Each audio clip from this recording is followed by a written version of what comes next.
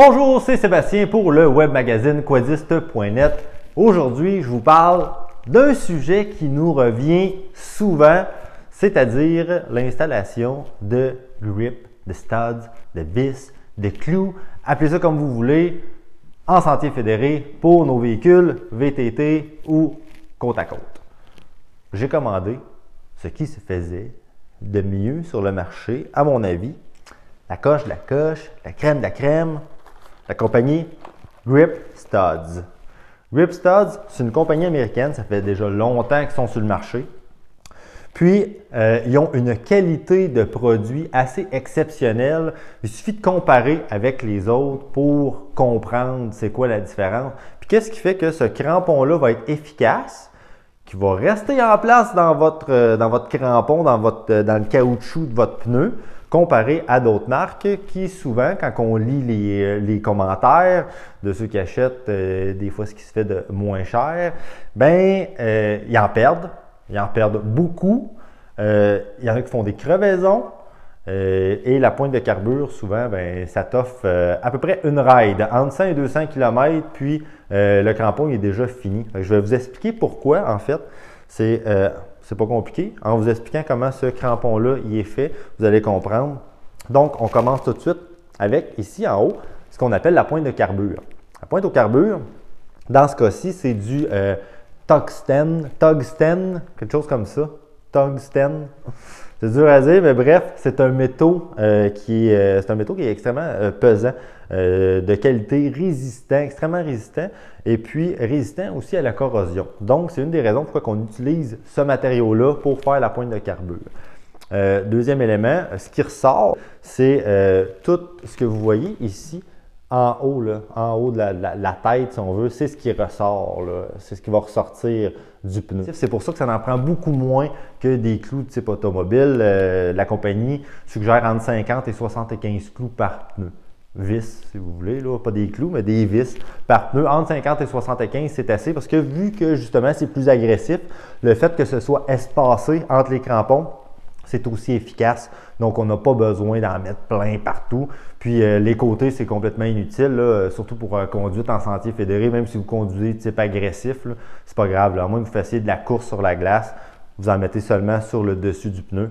Ça va être efficace. Pour le reste de la vis, du crampon, en fait, comme vous pouvez voir, les filets, ce qui est fait, c'est des filets type tire-bouchon, si vous voulez. Donc, beaucoup plus fort dans le caoutchouc.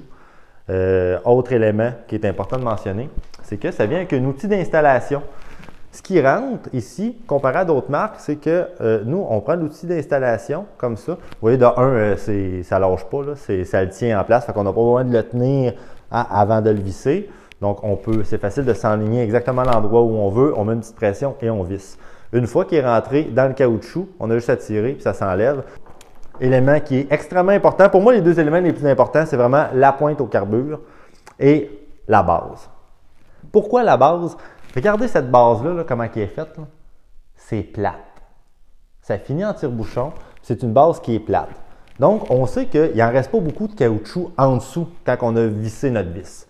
Donc, le fait d'être plate, il y a une plus grande surface. Même si le pneu travaille, on ne passera pas à travers. Donc, on évite les crevaisons. Tandis que si on y va avec une vis normale, ça, c'est pas une vis de compétiteur, c'est juste pour vous démontrer comment ils sont faites les autres vis. Vous pouvez regarder sur Internet, c'est facile de comparer.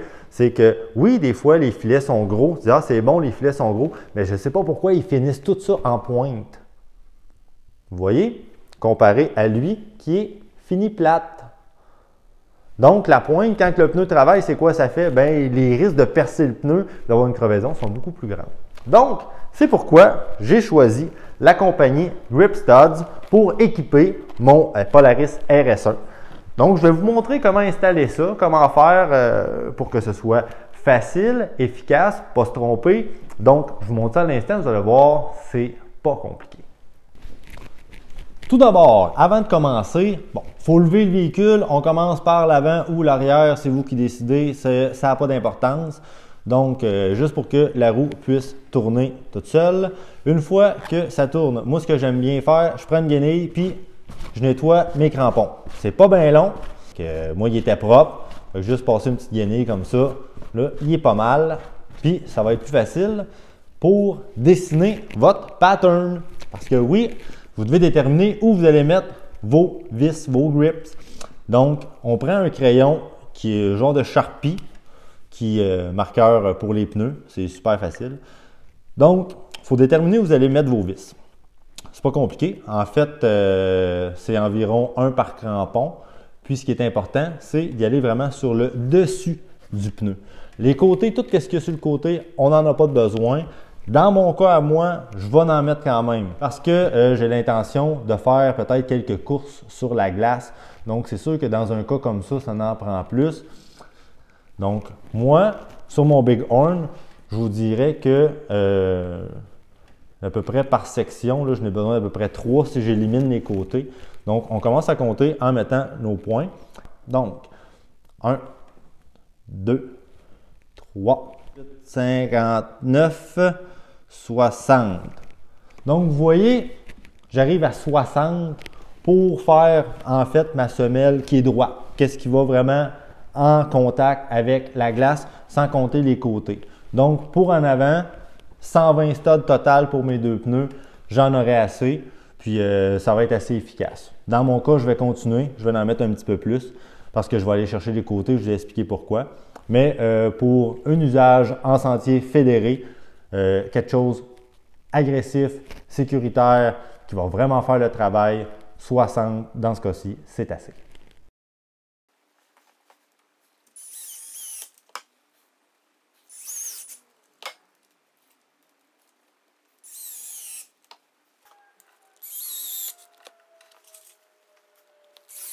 Donc, j'ai presque fini mon premier pneu. Fait que, on parle d'à peu près un 20 minutes, peut-être une vingtaine de minutes par pneu, si on veut que ce soit bien fait. Le truc, en fait, il n'y a pas grand truc à vous donner. Les instructions sont sur les boîtes français et anglais. Vous voyez, c'est pas sorcier, là, ça se fait quand même assez bien. Il faut juste prendre le temps de le faire comme il faut.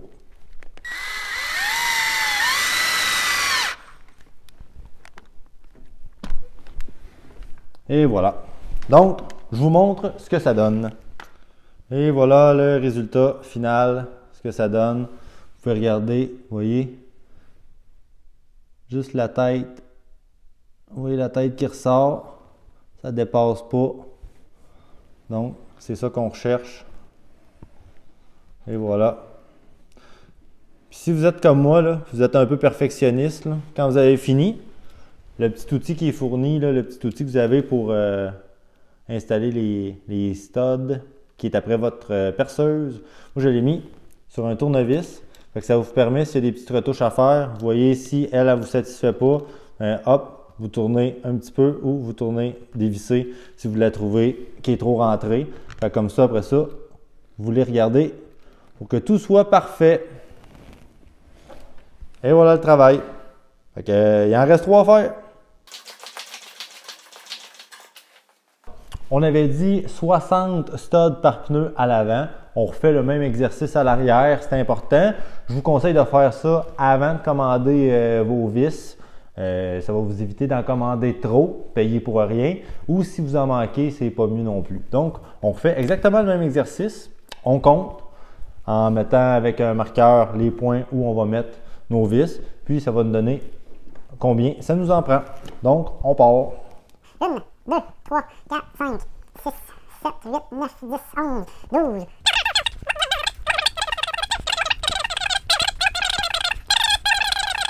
60. Donc, exactement la même chose qu'à l'avant.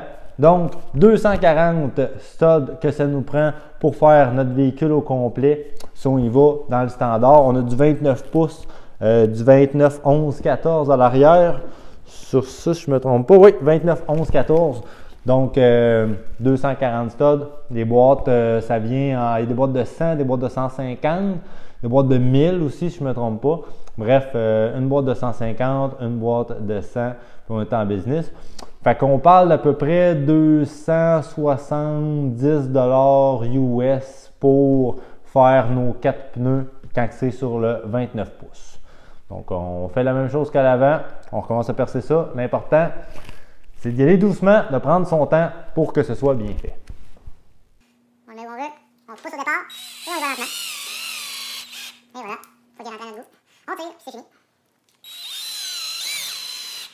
Et voilà, ensuite on regarde, et voilà, ça sort pas trop, c'est parfait.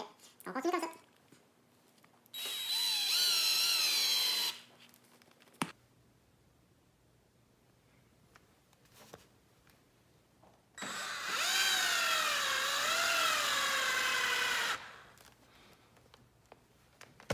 Et voilà le résultat final.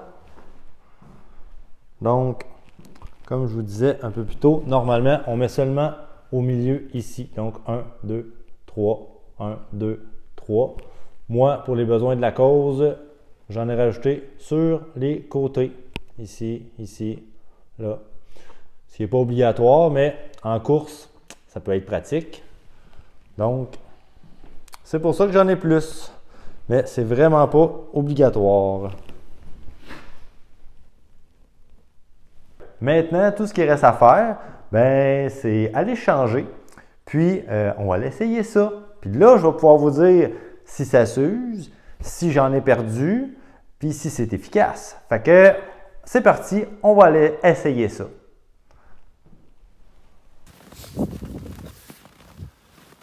Donc, comme promis, je me retrouve aujourd'hui en sentier fédéré. Fait que je vais pouvoir aller essayer les studs, voir qu'est-ce que ça a l'air. Il fait moins 17, il y a une petite neige qui tombe, mais le fond c'est glacé. Ça devait faire 2 semaines qu'il n'y avait pas eu de neige ici. Fait que on va essayer ça en sentier fédéré. Je suis dans le club quad des Montagnards du Nord. Alors, on va aller tester ça. Fait que souvent c'est la première ride qu'on voit, ceux qui ont été mal installés, les studs qu'on perd. Et puis l'usure aussi, juste traverser des chemins qui sont en asphalte. C'est pas trop long. La pointe de carbure, si c'est de mauvaise qualité, on va le savoir tout de suite. Je vais revenir au bout de peut-être 100 km, puis ça va être usé. Donc le test commence maintenant.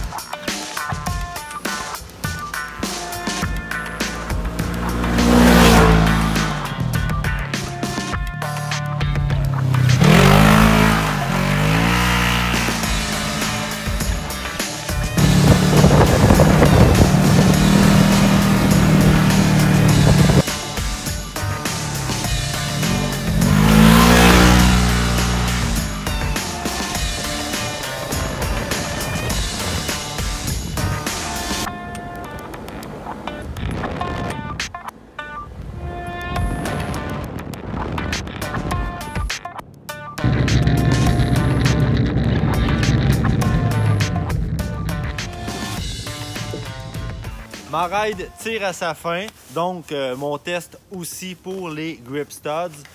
À date, qu'est-ce que j'ai à en dire après avoir fait l'essai pour une centaine de kilomètres? C'est wow! C'est le jour et la nuit, le matin et le soir, un gars, une fille, trouvez les opposés que vous voulez, mais rouler avec des studs comparé à rouler avec des pneus ordinaires, que ça, même si c'est des très bons pneus d'hiver, c'est vraiment différent.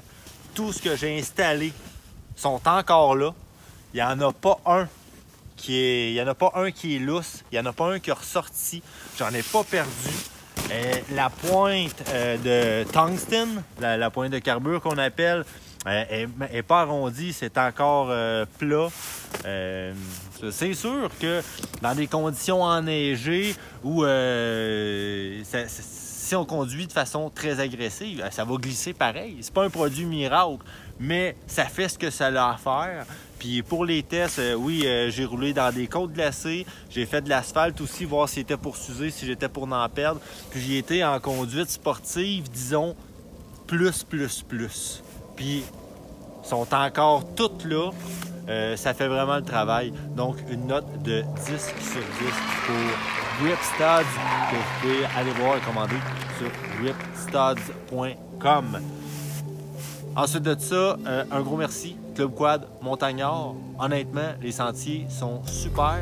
Les indications sont partout. Et ça, c'était... vous voyez pas tout le temps ça avant. Puis Puis j'ai passé une super belle journée. C'est pas seulement le Club Quad Montagnard que j'ai essayé, là. Je me suis promené quand même pas mal. Mais super. Donc un gros merci. C'était Sébastien Boudreau pour quadiste.net, Power Sports Québec. Suivez-nous pour voir toutes nos vidéos sur YouTube en vous abonnant à notre chaîne. Merci beaucoup.